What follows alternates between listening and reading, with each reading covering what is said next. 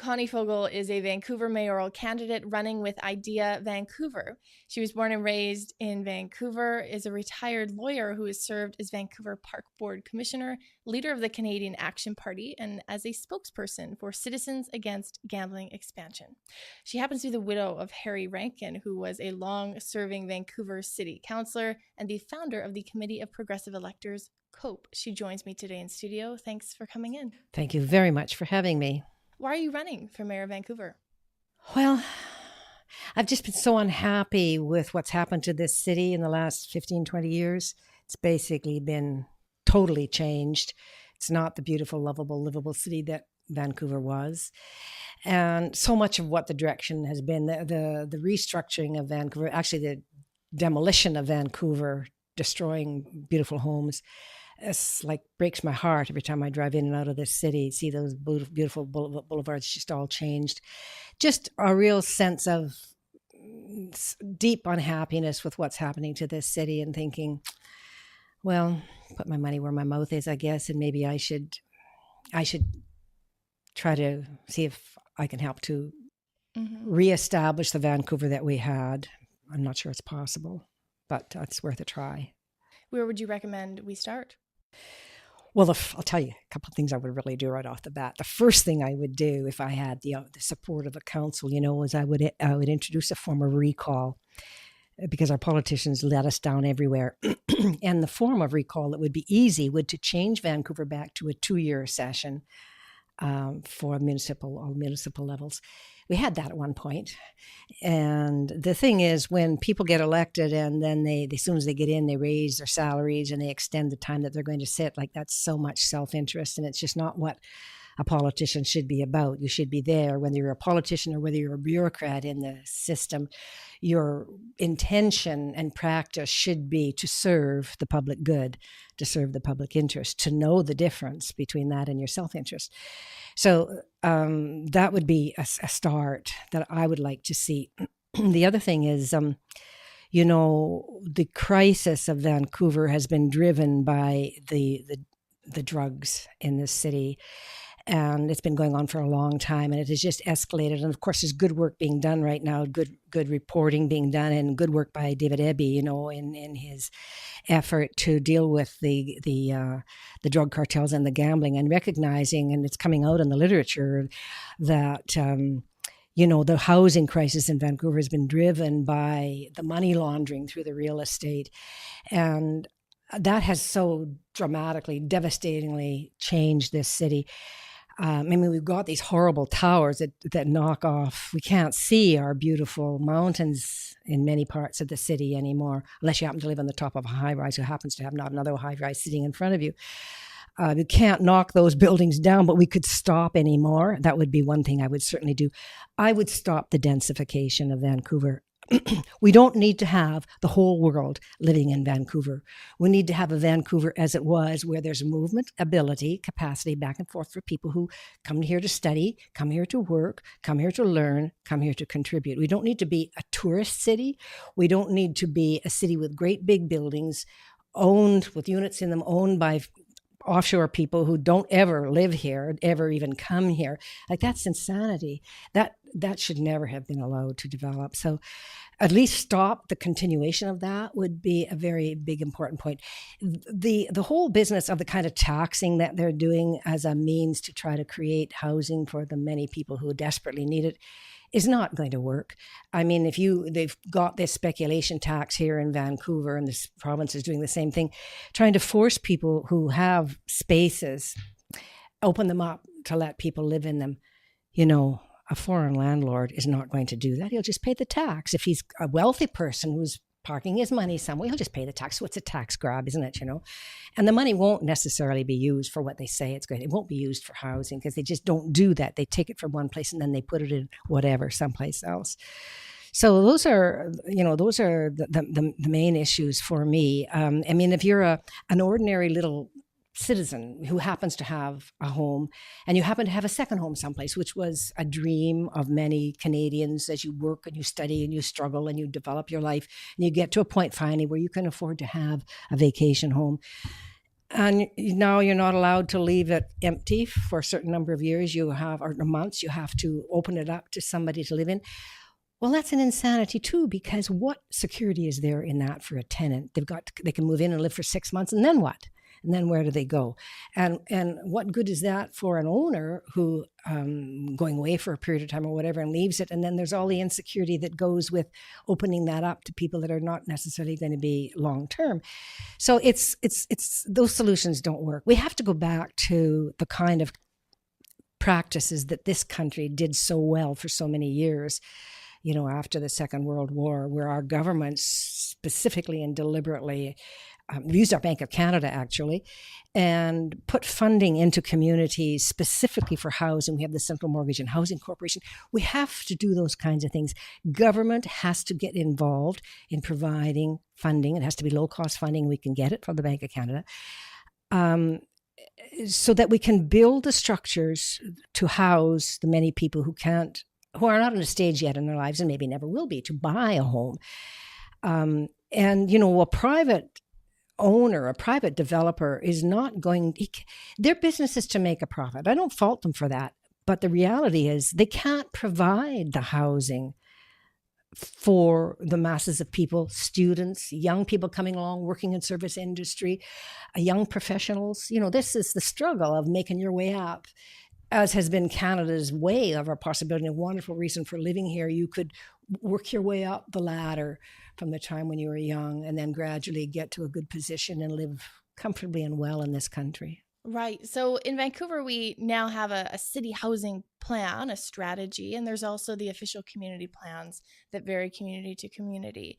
Would you keep those? Would you build upon them? Would you change them? It all has to be scratched, I think, because the agenda that's driving those plans right now. I mean, this whole business that the city just did, rezoning the entire city, 99% of the city, into the ability to place duplexes. Right. That's insanity. I mean, why would, where else in the world? Is there any place else in the world where the politicians move in and run roughshod over and demolish, think of the cost and the waste of that, beautiful homes, beautiful gardens, and the pressure that comes when you allow this kind of development to happen from a developer onto the individual homeowner. Somebody might want to stay, but they can't because there's a pressure from somebody else who's doing whatever. That's not my idea of how I want to live. I do not want to live in a Manhattan or a Beijing or a Dubai or a Hong Kong. Some people do. They can do that. Vancouver wasn't that. This is what they've changed Vancouver into being. And this has been a goal, for a while. It's very interesting. 3 or 4 years ago, I was in Ireland and in a newspaper, I think it was the Irish Times, there was an interview of Bob Rennie, who was a local developer and the bagman for Vision at the time, who was very pleased with himself and bragging about the fact that he was in control of the city of Vancouver, and that the goal, he said it then, the goal was that Vancouver would have no single family dwelling. It would all be towers and townhouses. I was just so shocked when I saw that, but it's what they've been doing. So there's an agenda behind the scenes, the talk of trying to involve the communities and whatever plans they put forward. It's all a sham. So we have to go back. We have to look at it all hard and close and go back to really involving the communities. We should probably have a ward system, so the communities would actively be involved. And in fact, we've got these so-called plans, but communities, and to some extent, have presumably been allowed to participate. They've been able to come and talk, but then it's all just been ignored. And projects have been rammed down their throats. That's so bad. So bad. It's unbelievable. If elected, you'd of course be inheriting a housing crisis, and there are many developments currently in various stages of progression. Would you put a pause on that? I would certainly put a halt in anything new. I would just say everything has to be stopped. Things that are in process, it's probably pretty hard to. I mean, it's worth looking at it, but there's a lot. There'd be so much involved financially, so many things involved that you couldn't just wholeheartedly just stop absolutely everything. But anymore, I would certainly have a stop with it. And quite frankly, I don't mind saying I don't want the densification. Enough of it. Enough already. We don't need any more. People say, well, we have to accommodate people. This is a great big country. A good, beautiful, lovely country. This is wonderful weather here. This is where everybody wants to live here, for one thing. And we used to have such a beautiful scene, with water in the mountains. But we have to help people to spread out so they can live, love, learn, grow in a happy, healthy way. And maybe that means we have to go back to what we used to do, encouraging various kinds of industry to settle and locate someplace away from the densification so people can go someplace else to those jobs. People need to work. They come here for work. Young people come here for the excitement of a great big city. I mean, I understand that. And there's that. Vancouver has that.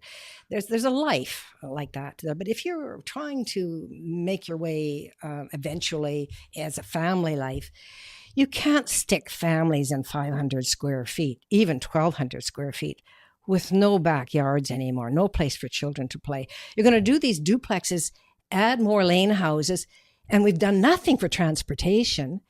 Right now, it's a nightmare. I have moved over to back to the Kitsilano area, which is about one of the nicest places, and it hasn't been damaged yet. They're in the process of trying to do that. But, already your back alleys are filled with vehicles trying to park someplace. And if you're going to have more housing, 2 and 3 and 4 houses with 2 and 3 and 4 more cars, it's insanity. Insanity. What would you say to businesses who are currently based in Vancouver and are really, really struggling to find the workers that they need, in part because of the housing affordability issue, especially when we look at businesses that can't necessarily afford to pay that much more in salary? Absolutely. How would you handle that issue? Well, that's part of the long-term correction that has to take place. But, it's really not that many years ago that someone was saying the direction that Vancouver was taking was precisely going to be what you just described. Business won't be able to stay here. Young professionals won't be able to come here to work. We will be nothing but a city of towers, of expensive units owned by somebody that doesn't even live here, and those fortunate people who were original Vancouverites who had homes and are still living here, struggling more and more as they're taxed more and more. That's what kind of a city we would be. And, it's come to pass. So then all we would have is young people that would be service working in the Starbucks or working whatever. But like you say, they can't make enough money to pay for their rent, and young people having to live 3 and 4 and 5 people in a very small space. And why there are so many coffee shops is because people have to leave their so-called homes in order to breathe, in order to be able to be comfortable. They have a place like a hobby hole to go in to sleep. This is such insanity. I can hardly believe that this has come to pass in this beautiful country of ours with so many resources. So much opportunity that we had, so much of a better place in the world to live. I mean, it's why for politicians to come in and do this to us. And, they've been submitting to an agenda and a power and an elite from somewhere else who's been able to put pressure on them, and they've submitted to it. I mean, it's so wrong. That's why I say a core thing has to be be able to get rid of these people that go in as politicians. What happens to people? They sound good when they're coming along. They get in there, they rub shoulders with the rich and the powerful, and they start thinking they're more important they start thinking they're really important people, and it's easy to be corrupted. And, the big driving force, the thing about the drugs and the money, it's an evil, an immorality, of corruption that is a core, something we have to come to grips with, that this kind of lifestyle is running us, driving us, controlling us. And you have to have strong politicians with courage, strong policing with courage. I mean, I just read a book on the drug cartels in Mexico. And of course, they were Colombia and then Mexico, and they talked about coming to US and then up to Canada. And it's such a scary book because you talk about, they're in such control. They control everything. And in Mexico, the only policing force that can do anything with them is the military. Everything else is corrupt. So that's a big, big job. I give much credit to David Eby for what he's trying to do. And that role in Vancouver, I mean, we need people with courage because you're going up against awful, awful groups, whether they're Hells Angels or people, drug cartels from Macau or from Beijing or from Hong Kong, which have been identified as places, or from Mexico or from Colombia. It doesn't matter where they're from. The point is, those are powerful people, and they're I hate to use the word, but it's an evil force, you know. And so we need very powerfully strong, courageous leaders in the policing area, strong, competent, honest people. And we need that in the political level, and they have to have courage, and they need to have security systems around them, because we know from what we're reading from other jurisdictions the strength and power of those organizations and what they do. And so it's not easy. I mean, I'm not pretending it's easy. I'm not pretending I can snap my fingers or wave a magic wand. I'm just saying we have to face it honestly. And until we do, the little businessmen, they're going to go. I just had an email from a young fellow. I'm not sure how young he was. A fellow that ran a small business of some kind in the Commercial Drive area. And because he had read what I had written about going after the drug cartels and dealing with that issue. And he said, we moved in and we were there functioning for a little while. And then somebody came into our store one day and they said, we have some special cannabis, as it happened to be at that time, cannabis is good. I'm not against cannabis. But happened to be a form of drugs. And he dropped them one day and he said, well, I'll be back, in a couple of days. And he came back in another day and he said, look, this person said to the owner, you do business with us or you're out. We're Hells Angels and we run East Vancouver. Now, a small businessman, he's scared out of his wits, and to be controlled like that. That happens. That happens. It happened in all big cities, the mobs, whatever, over time. It's always been there. And so it's a constant struggle, has always been. It's not new. It's just that it's been allowed to run rampant here. There's been nobody with courage. We've had politicians who have we know they've been on the take. We know they've done bad things. Their names are coming out. Involvement in the casinos. I was very active in the Citizens Against Gambling expansion. I spoke a lot on that. And we use the literature from all the jurisdictions, which talked about all the harm, the things that would happen. Didn't need to happen to us, but it has, because our politicians got into it. I happen to live on Commercial Drive. I can't speak to that the particular drug issue. Case. Yeah. However, walking around, I can't help but notice a number of empty storefronts. Oh, yeah. That is a big affordability issue that businesses are facing. And you've touched on the fact that many of these issues, they're either regional, they're national, or perhaps international in nature. But if elected within your capacity as mayor of Vancouver, what would you do to help those businesses? Well, of course, you have to. The leader, the political leader, the mayor, would have to work with the other levels of government, and you really would have to work very hard to coordinate things. And one of the first things I would want to do is make Vancouver very active in David Ebbie's efforts. We've got a leader in British Columbia. Give him credit to take this on. He worked in the Pivot Legal Society, when he was a lawyer. And I was a lawyer. I'm a retired lawyer. And I know how hard these things are, but we've got some leadership happening. So that would be the first thing I would think we, as a city, had to get involved in deeply, heavily, participate, put our time, our effort, and work in ways that are going to function. Not just these committees where people are going to sit and talk and nothing goes anywhere. But hardcore contribution, putting your money where your mouth is, and probably your life. I believe that. And so we need to have support from people all around us. We need to have the community saying, we want you to do this. We're with you. We'll stand with you. You're going to take a courageous stand. We'll be there beside you. It's everybody has to participate in this contribution, in this sacrifice in a way of your life to move your community to safety. Those are not platitudinous words. I'm so tired of listening to politicians speak in platitudes. I've lived long enough, done enough myself, studied enough, know enough of what's going on in the world. And there are many, many, many good people with many capabilities of contribution, and they're all around us. They're in people that are offering themselves for service as politicians. They're ordinary citizens all around who want to come up and help you. I have people coming up to me and saying, what can I do to help you? I want to help. They want something to be done. They don't know what to do. They just need a little direction.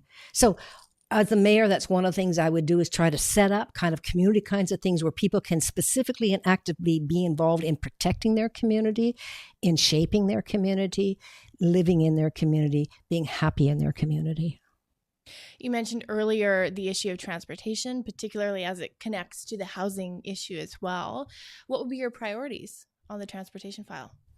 Oh boy, that's an important, very important, big one. And it's just insanity too that we have no transportation. We don't have the infrastructure to support all this densification they're doing. It's part of the insanity. I don't understand how, I guess there's such a corruption that they don't care, But we have to have more buses, more bus routes, dedicated lanes. We can do that. The buses have got to run frequently, and they've got to run all over the city. More real subways. It's too bad the kind of SkyTrain that we got, which was foisted on us, is one of the only two types in the world that has the narrow rails, so they can't make bigger. But everywhere else, the compartments are very large, and they accommodate a lot of people. When you go to other countries in the world and ride on their subways, and so many people can get in them, and ours are so minuscule. Unfortunately, we're stuck with that. But as we build other lines, they should be separated and built with the different kind of a construction that's built everywhere else around the world, so that we have more flexibility with that. But that has to happen. This whole route, it should have gone all the way to UBC to have it stopped. They stopped it somewhere along the line. It's no good. That has to happen. I mean, the Massey Bridge, the tunnels out of the country, out of the city. I don't know what the holdup with the politician is. Why that new bridge isn't getting going? Not the bridge, the tunnel. This city, the Lower Mainland, a beautiful, beautiful part of Canada. Water, bridges. If we have an environmental disaster, we'll never get out. We have to think about that. We have to think of ways of helping people. First of all, to live, to know, the whole business of emergency preparedness. There's not anywhere near enough attention being done on that.